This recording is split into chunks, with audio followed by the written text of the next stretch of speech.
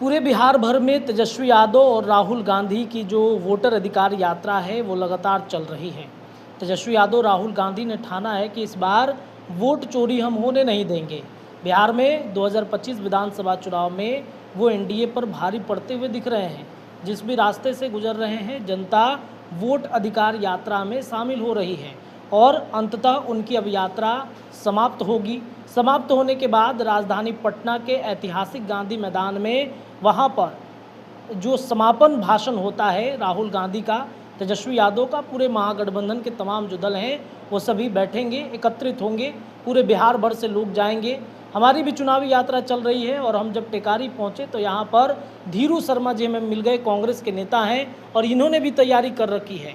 कल की क्या तैयारी है सर आपका? सबसे पहले तो बहुत बहुत स्वागत है आपका हमारे चैनल। आपका भी बहुत बहुत धन्यवाद है। क्या तैयारी है सर कल की यात्रा की? कल यहाँ से हम लोग हज़ारों की संख्या में पटना के लिए निकल रहे हैं। बहुत सारे लोग आज शाम को भी निकल गए हैं। वहाँ गांधी मैदान में रहने की व्यवस्था की गई है गेट नंबर 10 से, और खाने की भी व्यवस्था वहाँ कर दी गई है। सभी लोगों को पास बना है और वहीं पर सबको पास बन के वहाँ रोका जाएगा।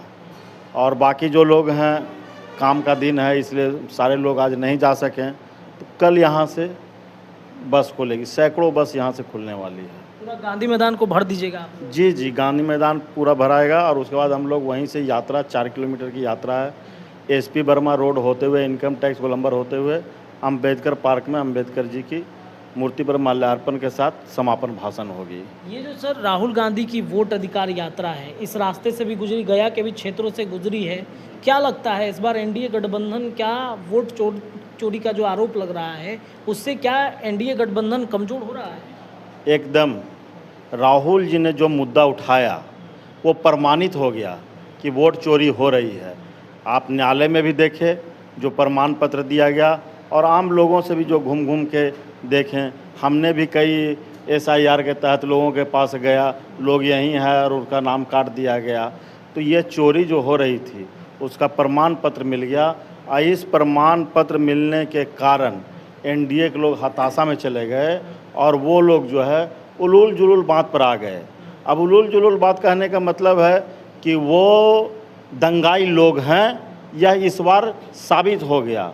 साबित इस मायने में हो गया कि भाजपा ने जो आरोप लगाकर जो विरोध मार्च किया, तो भाजपा कार्यालय से सदाकत आश्रम की दूरी बहुत ही दूरी पर है। जो जिस स्तर से हम लोग शहर में चलते हैं, पटना के शहर में गलियों में, वहाँ से लगभग वहाँ जाने में आपको 5 किलोमीटर के आसपास की दूरी तय करनी पड़ेगी। अब वो कहाँ से शुरू उनको करना चाहिए? भाजपा बेसिकली जो विरोध मार्च होता है तो क्या कोई मुद्दा तय होता है फलाना जगह से लेके फलाना जगह तक, अपने कार्यालय से लेके उनको घूमना चाहिए था।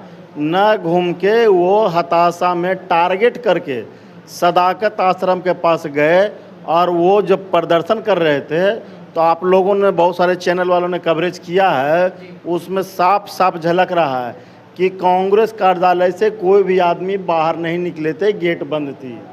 और जो विरोध मार्च, शांति मार्च करना होता वो तो सीधे सीधे रोड से जाते।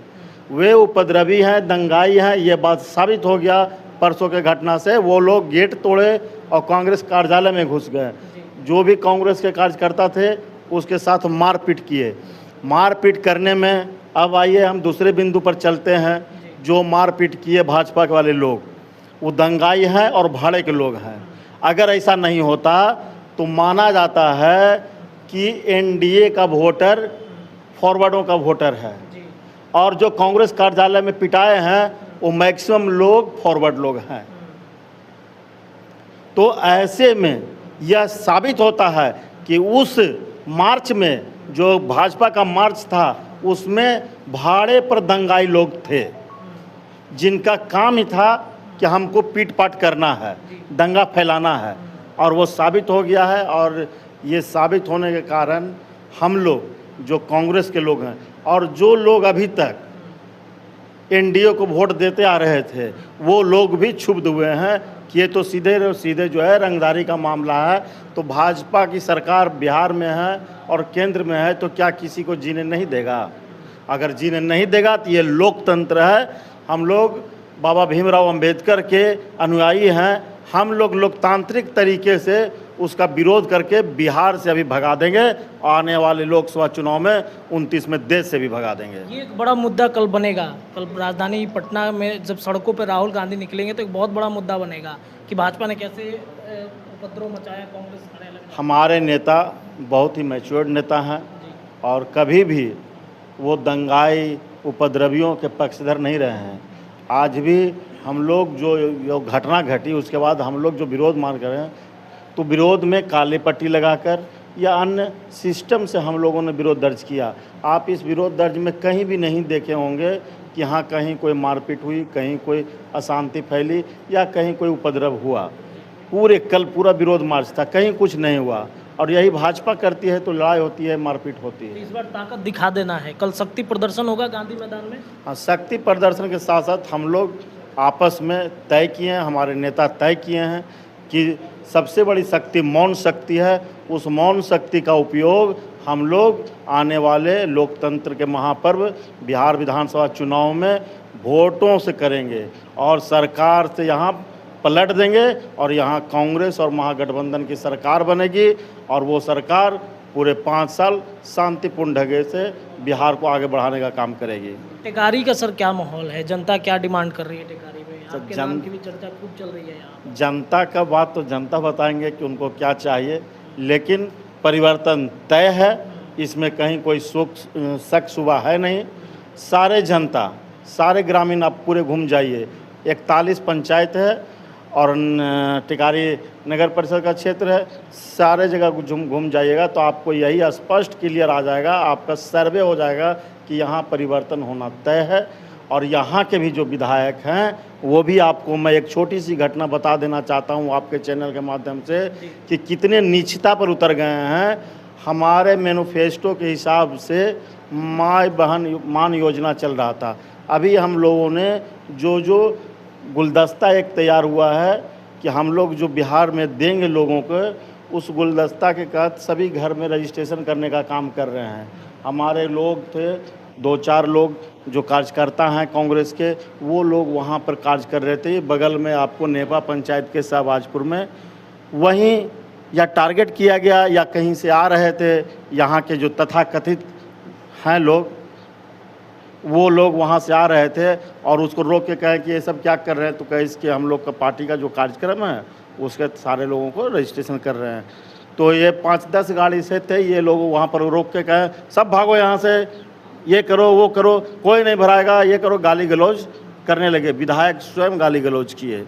विधायक को समझना चाहिए कि किसी भी पार्टी का कार्यक्रम होता है तो वो अपना कार्यक्रम कर रहा है, आप उसमें हस्तक्षेप नहीं करते हैं।